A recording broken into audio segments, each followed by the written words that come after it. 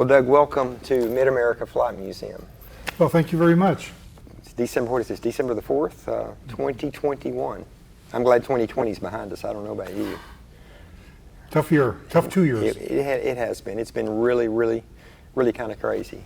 Yeah. But anyway, really appreciate you coming. And, you know, we're in front of this amazing airplane, this Stinson. They built, I've read that they built 30, and another place I've read that they built 32 of these airplanes. They started building them in 34 and quit in 35. So, and this was actually the last airframe left in 1947.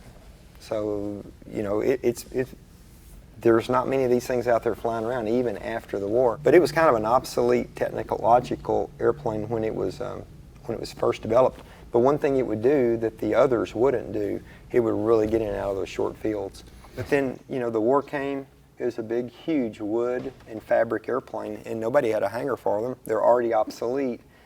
And really, what is history when there's only 8 years have passed? And when they needed to be recovered, nobody recovered them. And so we lost them all. But this airplane was flying in Alaska, supplies, fish, whatever. And for whatever reason, it crashed. I want you to tell what you know about that, because you were kind of directly involved with people who had maybe firsthand knowledge of that. And so a book was written about that whole experience. Red Berry, the man who really saved the airplane, he wrote a book. And I knew about that book, but I'd never seen one other than photographs of it. And Kelly Mahon, good friend, he's the director of our museum, earlier this year, he said, hey, what can I get you? I want to get you something for birthday or Christmas. I said, I want a copy of that book. And it was a pretty difficult task for him to find. So he has really stretched every resource and called in every favor. And it led to you, because you have that book and you've allowed us to copy that book. And so here we are today. But I would just love to hear your story. Because if it hadn't been for you and your group of 18-year-old friends and mentors that volunteered to go save this airplane, it would not be here today. So the floor is yours. Thank you. Well, 1968, there were 4 of us working in Glacier National Park. We ran the gas station at the Lake McDonald Lodge.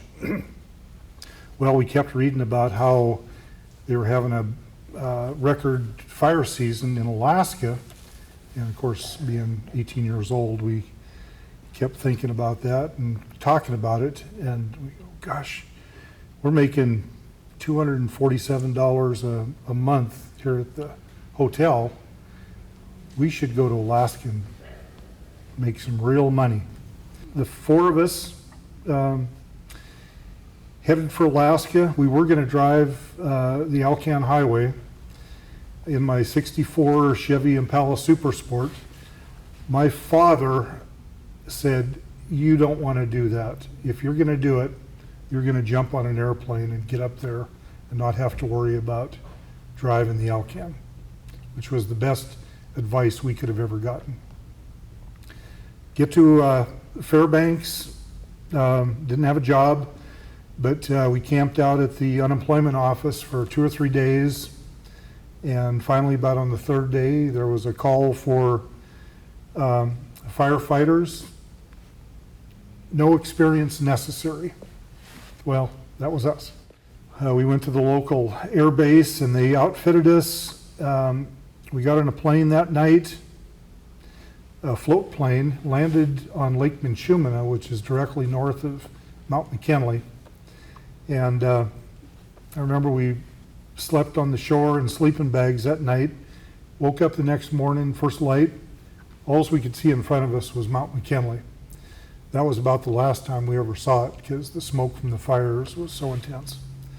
But we proceeded to work on 2 or 3 fires, which was very difficult, very challenging, and the only tools we had were a Pulaski, which is basically a axe on one end and a pick hoe on the other, because they couldn't get gasoline to us. Part of the whole story with the Stinson is volunteerism.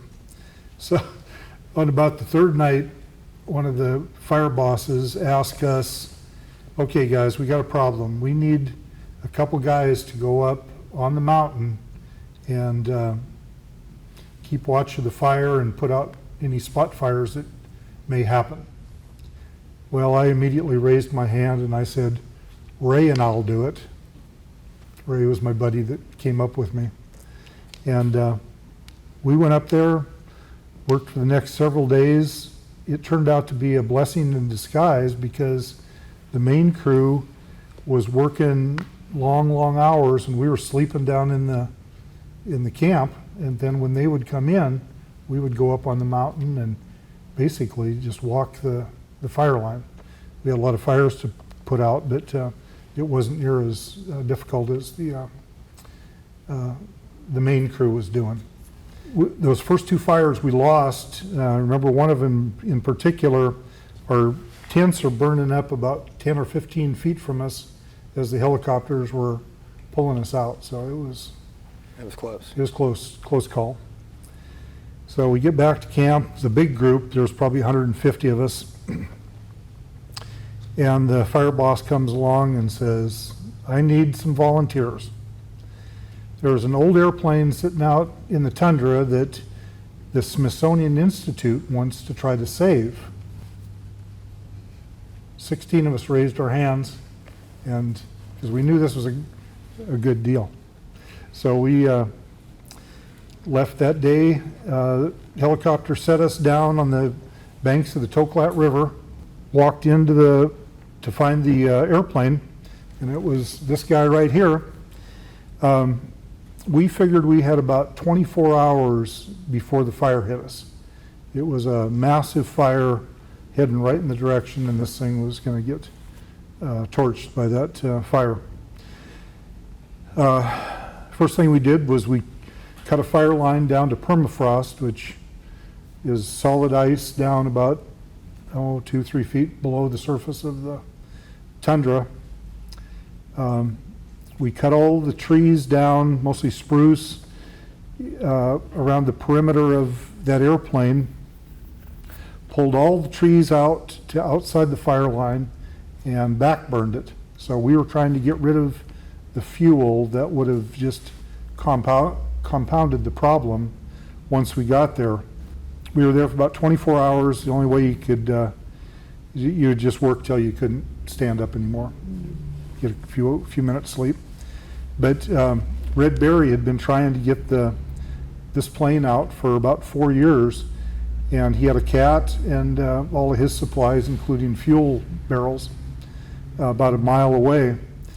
And we could see the smoke on the horizon coming our way, and when the fuel barrels exploded, we knew our time was near. When the fire hit us, it was incredible. The smoke, the heat, it generated its own wind. It was scary, but we didn't have anywhere to go except dig in. You literally dug in. We dug in, and the only way you could breathe for 4 days was to put your face against the tundra, it's loosely matted vegetation, and breathe the air pockets. So it was no picnic at all.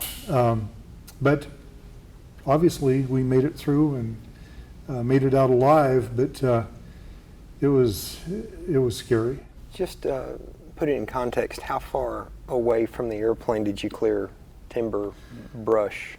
How big of an area did you have clear? You know, we probably cleared 200 or 300 feet in every direction. Okay.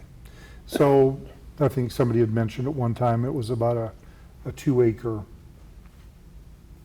island. But when the fire went over, it was hot. Oh, unbelievable. Unbelievably hot. So we had lots of challenges. We ran out of food about the third day. You mentioned your radios were... Radio broke down.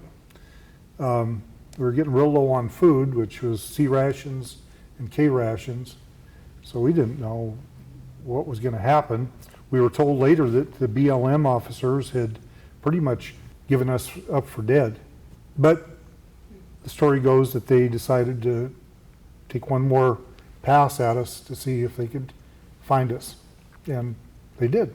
Was the original plan when you went in to clear this area, was the original plan to stay there when the fire went by you, or is your plan to clean this off and you go back and get out before the fire? What was was there an original plan?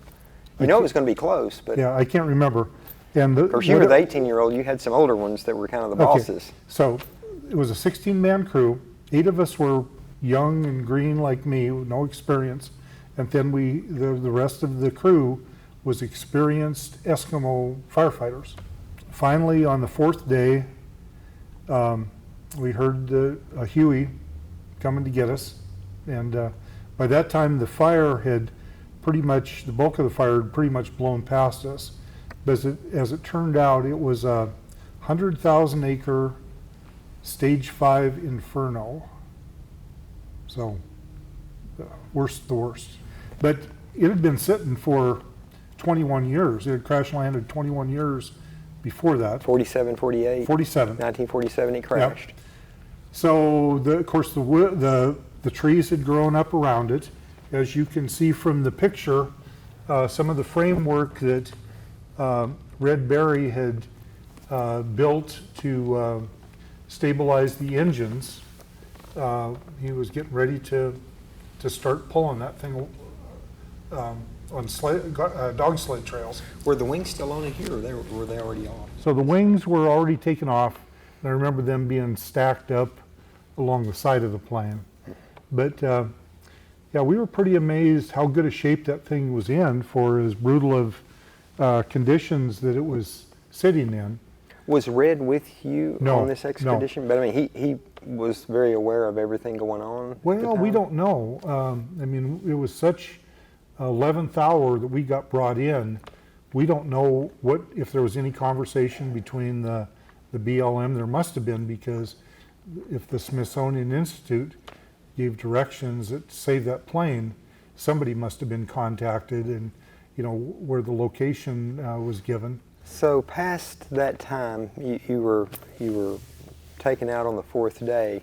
Past that time, what was your next experience with this particular airplane? So the story you see there, and it's been published 3 times in the last 5 years. I wrote that story when I got back to college in Montana. I think it was October of 1968. I'd received a copy of the picture. I think when I got the picture, then I sat down in a couple hours and wrote the story. And at that point, I lost track of whatever happened to that plane for 25 years. So you got to fly in it today, up front with Kelly. Awesome. How was that? Amazing. I can't imagine. Can you possibly describe how that felt to be in an airplane, knowing what you went through at 18 years old, and then had you not done it, we wouldn't be here today? I mean, can you even describe that feeling? Not really, but everybody's been so generous, and it's been such a great opportunity to not only get in it, but fly in it. It's just awesome. Videos like this, once they get out, and now with the internet the way it is, these videos are going to be here 100 years from now, and you never know. Family member of somebody sees it, and you never know what kind of reconnections and kindles that could possibly come out of this. So sure. We're hopeful that could possibly happen. Mm-hmm. Thank you for saving it. You're welcome. My pleasure. And you made mention that you flew in a Huey, so we happen to have one of those sitting out there outside, fueled up. Bonus. How about let's go recreate the Huey flight? Sure. Sounds good. Thank you again. It's been a pleasure. Thank you.